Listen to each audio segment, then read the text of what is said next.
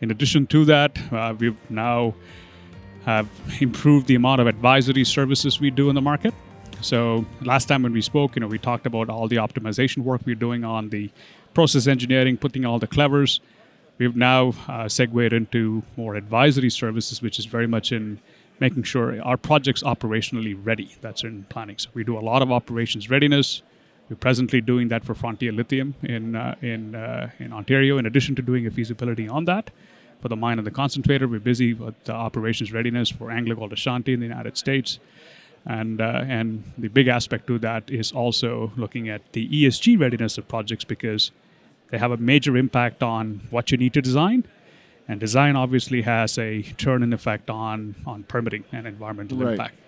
But that was a long-winded answer to the question you were asking, but I'll turn back to Pierre and see if I missed anything that you'd like to add, Pierre. Yeah, nothing. Those are certainly the key points, and we've continued to. I think we talked a lot about. I recall in our last interview, I think you asked me how was the engineering business going, and I answered with, "I wouldn't know. We're not in the engineering business. We do engineering, and we do great engineering, but we're in the business of helping our clients build that business case.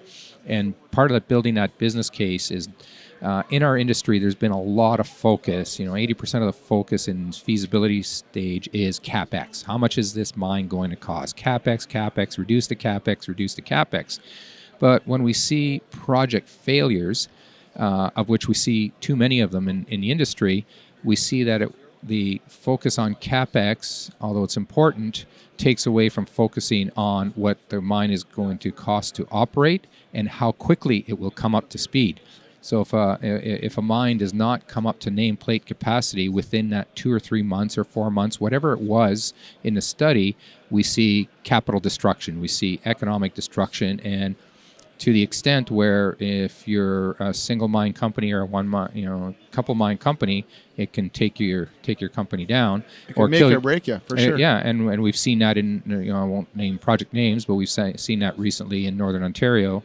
Where a project failed to come to nameplate capacity, doesn't then generate the cash required to repay the debts that are on it, and that'll sink the company, which actually brings you to another point, which Vikram will probably talk about, is your finance structure and how that's structured to align with the risks associated with your startup and your commodity prices and whatnot. So yeah, a lot of our focus on the business case of mining has been to, yes, let's get the CapEx right, but let's not forget about that we need to bring this mine into production on time, on schedule, but not just the construction part, getting the metal units out the door.